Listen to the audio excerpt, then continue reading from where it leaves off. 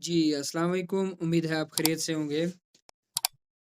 आज की वीडियो वो स्टूडेंट जिनके एक किसी भी एक पेपर में या 2 पेपर या 3 जितने भी पेपर में FER1, FER2 1 स्टार और 2 स्टार आ रहा है, उसका एडमिशन किस तरह भेजना है, आज आपको इसमें मुकम्मल तौर पर समझाऊँगा कि किस तरह आपने अपना एडमिशन भेजना है, ये है क्या? और इसका जो है वो असाइनमेंट हो तो असाइनमेंट जमा करवानी है कि नहीं या बाकी जो भी मामलात है वो करने हैं कि नहीं। देखें, ये चीज़ ज़हन में याद रखें कि FER1, FER2 1 स्टार, 2 स्टार का जो मतलब होता है, उसका टोटल एक आपको शॉर्ट फॉर्म में बताऊँ तो इसका मतलब है कि आप बाकी चीज़ें असाइनमेंट, वर्कशॉप, क्विज़ ये पास हैं, सिर्फ़ फिज़िकल जो पेपर था उसमें फ़ेल हैं। तो आपने इसका जब दोबारा आप एडमिशन भेजेंगे FER1, FER2 का रीअपीयर में, तो फिर आपको जो है इसकी बाकी चीज़ें करने की ज़रूरत नहीं है। किस तरीके से देखें, अब मैं आपको एक थोड़ा-सा एग्ज़ाम्पल के तौर पे समझाता हूँ। वीडियो शुरू करने से पहले आपने मेरा चैनल लाज़मन सब्सक्राइब करना है और इस यूट्यूब के चैनल का लिंक अपने दोस्त अहबाब के साथ ज़रूर शेयर करें और बेल आइकन पे भी ज़रूर क्लिक करें और लाइक भी कर दें। कोई सवाल है तो वो भी आप कमेंट बॉक्स में पूछ सकते हैं। मैं आपको सिर्फ़ एग्ज़ाम्पल के तौर पे बता रहा हूँ कि जब आपका ये वाले ऑप्शन हों, अब जैसे मेरे पास एक स्टूडेंट है, अभी आपके पास अगर इस तरह का ऑप्शन हो जैसे ये स्टार आपको नज़र आ रहा है, इधर 1 स्टार हो या 2 हो FER1, FER2 इसका ये मतलब होता है सिंपल सादा जो आपको अल्फ़ाज़ में बताऊँ कि आपका सिर्फ़ फाइनल पेपर फ़ेल है, बाकी आप पास हैं। असाइनमेंट, वर्कशॉप, क्विज़ वो चीज़ें आपकी पास है, सिर्फ़ आप पेपर में फ़ेल हैं। तो उसका एडमिशन किस तरह भेजना है, आपको वो सिखाता हूँ।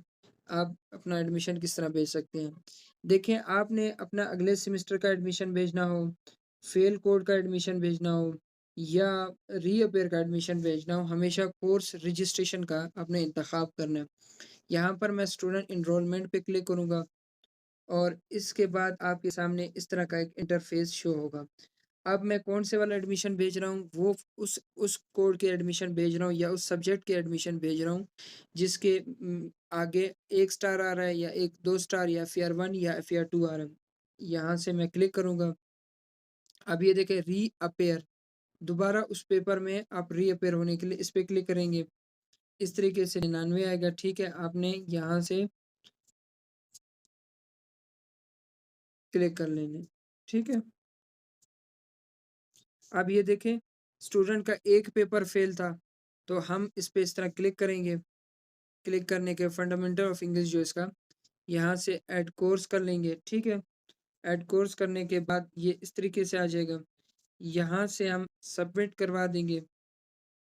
अब यहाँ से हम सबमिट करवाने के बाद, जैसे कि आप देख रहे हैं इस तरीके से हम सबमिट करवा देंगे। अब यहाँ से मैं प्रिंट इनवॉइस पे क्लिक करूँगा और यहाँ से जो है वो चालान डाउनलोड कर लूँगा और इसकी फ़ीस पेड कर दूँगा।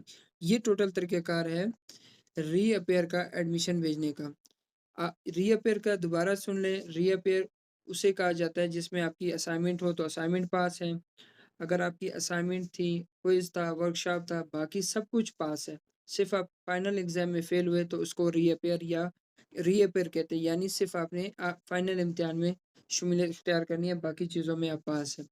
और यहाँ पर एक और चीज़, इसका जैसे ही जिस टाइम पे भी अब जैसे अब ये जुलाई का महीना चल रहा है, जून का, अब इसके सितंबर में पेपर होने हैं, आप सितंबर में और 15 अगस्त को इसकी रोल नंबर आ जाएगा। आपके अगर अगला सेमेस्टर था उसके साथ ये कोड के जो है ना रोल नंबर स्लिप आ जाएगी और लगकर रोल, और इसी तरह अगर लास्ट सेमेस्टर था तो इसकी एक अलग सी आपकी जो है ना रोल नंबर स्लिप आ जाएगी। तो इसका ये मकसद है कि आपने सिर्फ़ फाइनल इम्तिहान में पेपर देना है, बाकी आपने इसकी कोई एक्टिविटी वगैरह नहीं करनी है। तो टोटल इसका जो है सिर्फ़ इतना सा काम है, आपने एडमिशन खुद ही भेजना है और भेजकर सिर्फ़ पेपर देने हैं और फ़ीस पेड करके। शुक्रिया।